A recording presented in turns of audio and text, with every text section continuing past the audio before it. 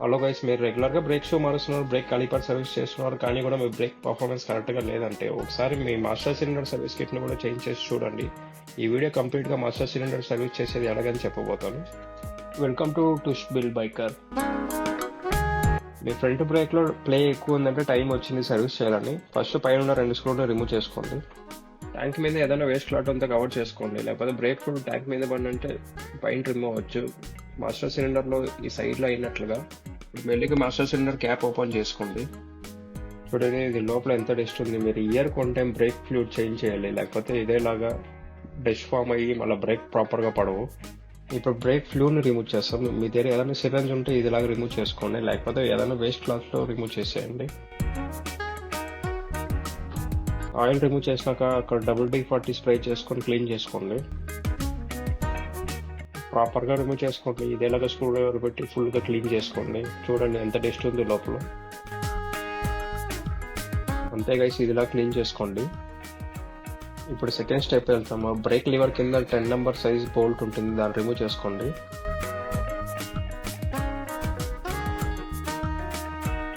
అదేలాగా screw డ్రైవర్తో పైన screw కూడా రిమూవ్ చేసుకోండి.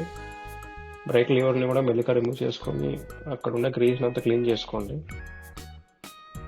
ఇప్పుడు అక్కడ ఉన్న పుష్ పిన్ని కూడా రిమూవ్ చేసుకోండి. రిమూవ్ చేసినాక అక్కడ సైడ్ ఉన్న డస్ట్ బూట్ని కూడా రిమూవ్ చేసేయండి. ఇక్కడ ఈ ప్లేస్లో సర్ఫ్ క్లిప్ ఉండాలి, కానీ మిస్ అయింది. ఇప్పుడు కొత్తగా తెచ్చిన పాట్లో సర్ఫ్ క్లిప్ ఉంది, మీకు వీడియోలో వెళ్తూ చూపిస్తా.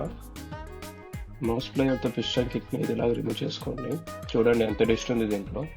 దీంట్లో 2 టైప్స్గా వస్తుంది. ఒకటి పిస్టన్ కిట్ ప్లాస్టిక్లో వస్తుంది, ఇంకోటి మెటల్లో వస్తుంది. మీ బైక్కి అది సెట్ అవుతుందని ఒకసారి రిమూవ్ చేసుకొని మళ్ళీ వెళ్ళి తీసుకోరండి పిస్టన్ కిట్ని. రిమూవ్ చేసిన ప్లేస్లో ఇదిలాగా క్లాత్ తీసుకొని ఫుల్గా క్లీన్ చేసేయండి. ఇదే మాస్టర్ సిలిండర్ సర్వీస్ కిట్. దీంట్లో ప్రైస్ ఉంది, పార్ట్ నెంబర్ ఉంది. చూడండి, దీంట్లో 2 టైప్స్గా వస్తుందని చెప్పినాను కదా అప్పుడే. ఒకటి ప్లాస్టిక్లో వస్తుంది, ఇంకోటి మెటల్లో వస్తుంది. మీది యాదని చూసి తీసుకోండి.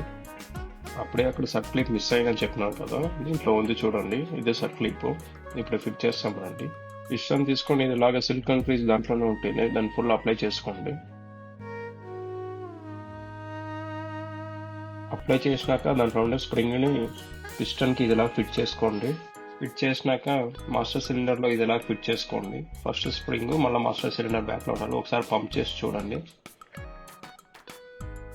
ఇప్పుడు సర్క్లిప్ తీసుకోండి.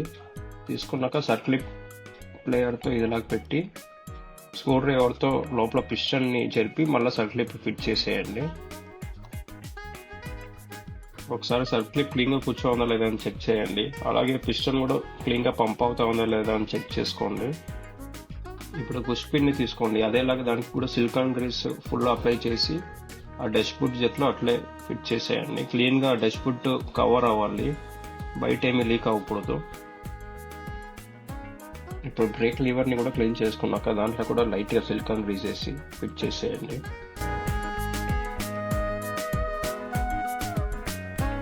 ఆ స్క్రూను కూడా ఫ్లాట్ స్క్రూ డ్రైవర్తో ఇదిలా ఫిట్ చేసుకోండి. కింద 10 నెంబర్ బోల్ట్ని కూడా టైట్ చేసుకోండి. ఇప్పుడు బ్రేక్ ఫ్లూయిడ్ని టప్అప్ చేసుకోండి. మీకు ఏమైనా బ్రేక్ బ్లీడింగ్ వీడియో కావాలంటే కూడా దాని గురించి వీడియో చేస్తాను, కమెంట్ చేయండి. ఇప్పుడు బ్రేక్ లివర్ని కూడా ఒకసారి పంప్ చేసి చూడండి. దాంట్లో ఉండే ఎయిర్ బబుల్స్ అంతా బయట రావాలి. ఫస్ట్ రబ్బర్ క్యాప్, దానిపైన ప్లాస్టిక్, లాస్ట్లో మాస్టర్ సిలిండర్ క్యాప్ ఫిట్ చేసుకొని పైన 2 స్క్రూని టైట్ చేసేయండి. అంతే కలిసి వీడియో కంప్లీట్ అయిపోయింది. ఇంకా మీకు ఏమైనా డౌట్ ఉంటే కమెంట్ చేయండి, అండ్ లైక్ చేయండి, సబ్స్క్రైబ్ చేయండి. And thanks for watching Tush Bill biker.